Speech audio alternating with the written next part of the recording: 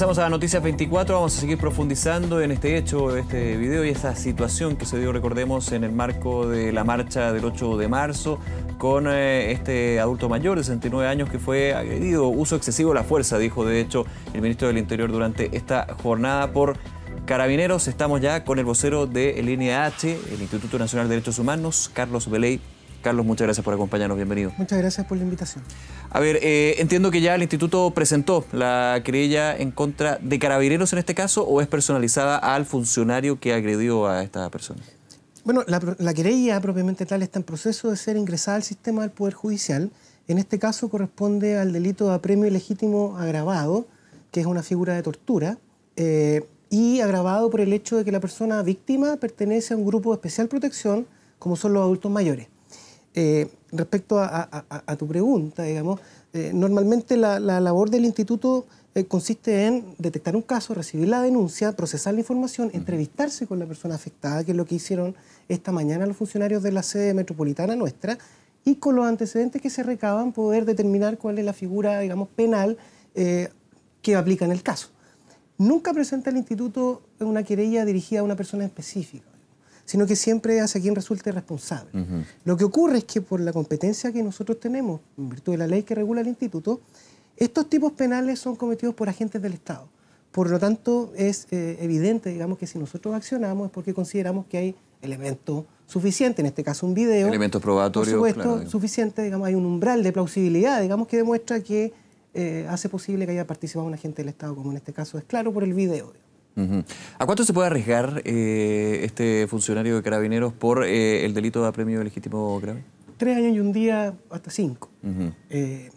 Y eso depende obviamente también de cuál es la visión que tiene la Fiscalía y también cuáles son los antecedentes que puede aportar también la propia defensa, porque obviamente todo este tipo de casos, así como cualquier otro, son juzgados en el marco de un debido proceso y por lo tanto las partes tienen derecho a efectuar sus presentaciones, la defensa por supuesto tiene derecho a hacer las alegaciones que estima pertinentes y finalmente un juez, un tribunal el que determina cuáles son las responsabilidades y la pena específica a aplicar en el evento en que lo considere culpable. Claro, tú nos comentabas que se está ingresando esta querella, pero me adelanto a lo que podría ser una situación ya de ya un término judicial probablemente tal, un proceso judicial, cuando se ponga el antecedente en la mesa, que es efectivo, de que esta persona agredió primero al funcionario de Carabineros con una patada. Está en el video, queda bastante claro. De hecho, ha sido también expresado por el ministro del Interior. Dice, hay uso excesivo de la fuerza, pero no olvidemos de que hay una agresión anterior.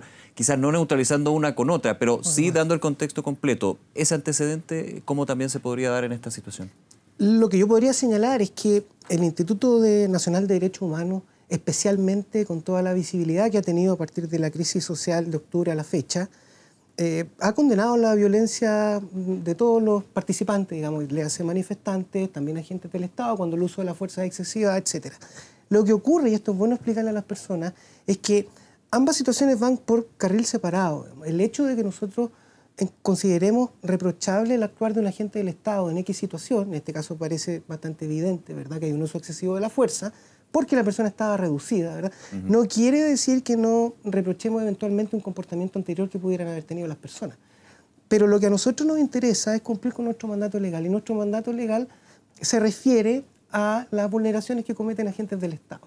Eso no quiere decir, y lo repito para que le quede claro a la ciudadanía también, de que el instituto avale cualquier tipo de situación que pudiera ser o comprometer a los manifestantes propiamente tales. Digamos. Con ese contexto y esa explicación, entonces, ¿ustedes están de acuerdo con la querella que fue presentada por la Intendencia Metropolitana a 6 personas que hicieron desórdenes públicos, entre ellos esta persona? La verdad que, como explicaba, la competencia del instituto se reduce a lo que tiene que ver con agentes del Estado, por lo tanto, no es tarea nuestra pronunciarnos sobre las acciones o no que emprenden otros poderes del Estado o otras reparticiones públicas en casos particulares. A ver, con lo que ha sido otra presentación de denuncias querella por parte del Instituto Nacional de Derechos Humanos por este tipo de situaciones, ¿cómo la catalogan con este último antecedente en términos del uso excesivo de la fuerza? ¿Es una situación que se ha ido repitiendo? ¿Es una situación que va más allá de lo que ya se había estado registrando por parte de las denuncias que han recibido y también de las querellas que han presentado? A la fecha, desde que comenzó la crisis social de octubre, hemos recibido por el canal que específicamente se habilitó en la página web del Instituto alrededor de 5.500 denuncias a nivel nacional. Por supuesto, la mayoría se concentran en la región metropolitana por la cantidad de personas que agrupa. nosotros estamos en proceso todavía de procesar, valga la redundancia, todas esas denuncias, porque 5.500 es un número que excede con creces la capacidad operativa del instituto normal, ¿verdad? Lo que nosotros hemos apreciado es que las denuncias han disminuido en cuanto al ingreso por los canales que yo señalaba. Sin embargo, se aprecian algunos hechos que se van repitiendo o se han repetido durante todo este tiempo y que, si bien son menos en número, no dejan de ser relevantes.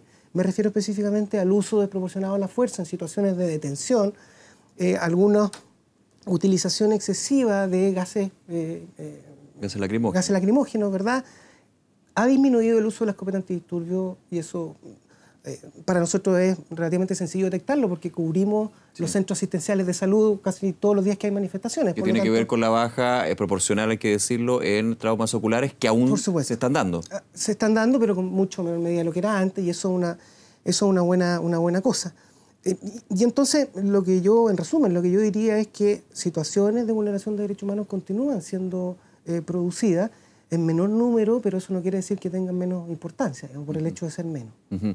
En ese punto, yo lo comentaba, se declara, se confirma, de hecho tuvimos una entrevista durante la mañana en Canal 24 Horas con el ministro de Justicia, Nala Larraín, dijo, las imágenes hablan de un hecho brutal. Decía, me faltan antecedentes, pero claramente la imagen está clarita, digamos. Y en ese punto se ha hablado desde el Instituto Nacional de Derechos Humanos de la necesidad de, finalmente, que los protocolos existan. Porque ya que hay una discusión también bien de fondo en si los protocolos no se cumplen, principalmente porque los protocolos son malos protocolos, porque también hay una institución como el Carabineros que se ha visto sobrepasada desde los primeros días por razones obvias y que no estaba preparada para este tipo de situaciones. ¿Cómo lo revisan desde ese punto de vista? También a puertas de que en los próximos días se conozca lo que va a ser la propuesta del gobierno para reformar a Carabineros en este tipo de temas. No, Carabineros modificó durante el año pasado sus protocolos, sí. una modificación bien estructural. ¿Qué son los más preocupantes? ¿Son actualizados los protocolos? Son actualizados y de hecho nosotros prestamos esta colaboración en la elaboración de esos protocolos. No todas las sugerencias que hicimos en su minuto fueron acogidas, pero algunas sí. De todas maneras, ese punto de partida uno podría entenderlo mejor que si no hubiesen protocolos, digamos. Claro. El tema es que en la práctica se han constatado muchas situaciones donde lo que señala el texto, digamos, del protocolo no es cumplido en la práctica. Eso, por supuesto, puede deberse a muchas circunstancias distintas, ¿no? Y en los casos en que nosotros entendemos que existe la comisión de un delito propiamente tal, que entra dentro de la competencia del instituto, accionamos judicialmente y, por supuesto, coadyuvamos al Ministerio Público en la tramitación de la causa. Finalmente son los tribunales, obviamente, los que determinan las responsabilidades. Pero claro, el problema de aplicación de protocolos en la práctica es el que genera probablemente la mayor de las dificultades. Y como digo, eso puede obedecer a muchas circunstancias, nosotros no podemos pronunciarnos de todas aquellas, pero si yo tuviera que mencionar alguna, es por ejemplo el no cumplir en todos los casos las distancias de lanzamiento de las bombas lacrimógenas, por ejemplo, ¿verdad? La dirección en la que deben ser disparadas, no hacia el cuerpo de las personas, y fundamentalmente que cuando una persona, que en este caso está ya reducida, independiente de lo que haya hecho antes o no corresponde a un uso legítimo de la fuerza el darle los golpes que, digamos, el funcionario le da una vez que la persona ya está neutralizada. ¿No? Eso.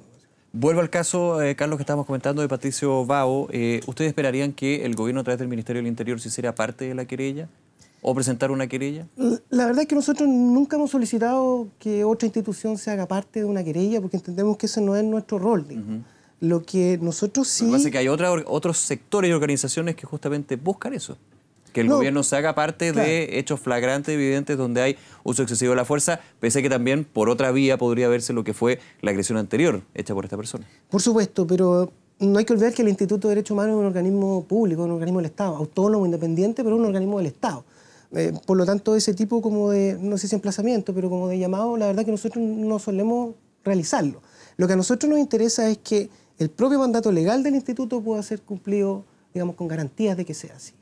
Y eso consiste en la deliberación que hacen nuestros equipos jurídicos junto a la sede metropolitana en este caso para recabar los antecedentes, lo que pudimos hacer de manera bastante expedita y finalmente se concreta en este caso en la presentación de una acción judicial. En otros casos que nosotros entendemos que no califican como un delito, por supuesto que no presentamos la acción judicial respectiva, pero en este caso resulta evidente que hay que accionar, digamos, judicialmente con el objeto de conseguir una reparación y sanción. Vuelvo a lo que estábamos comentando, estos eventuales cambios para Carabineros enfocados en la situación de los derechos humanos. Se ha comentado que hay capacitaciones con respecto a no llegar a la vulneración de derechos humanos en Carabineros, pero es poca, es más bien un curso que dura un par de horas. ¿Cómo también se da actualmente? Porque es súper importante eso. Está el tema de los protocolos, está el tema también de la capacitación para poder aplicar esos protocolos. Aquí también estamos hablando de casos, tú decías 5.000 denuncias de una plana de Carabineros que claramente son bastante más, digamos. ¿Cómo lo ven ustedes? En tiempos normales, por llamarlo de una forma, el Instituto también tiene dentro de su mandato legal la facultad, digamos, y también la obligación, el deber, lo entendemos nosotros, de colaborar con los organismos del Estado con el objetivo de que puedan incorporar a su quehacer estándares de derechos humanos, tanto internacionales como nacionales. Y con Carabineros, así como con el resto de las instituciones del Estado, se ha hecho un trabajo intenso. Eso consiste en que, por ejemplo, en nuestras sedes regionales permanentemente se está yendo a hacer charlas, capacitaciones, sensibilizaciones a funcionarios policiales. Y a nivel central también se han hecho charlas masivas, por ejemplo, en las escuelas de formación de las distintas policías, ¿verdad? También de las Fuerzas Armadas. Pero sin duda que eso no es suficiente, porque lo que nosotros entendemos es que debemos intervenir de manera más contundente en el proceso de formación, en la malla curricular, por ejemplo, de los funcionarios, en este caso de Carabineros, en el momento en que se están formando. Cosa que incorporen la variable de derechos humanos en su quehacer el día que salgan a la calle.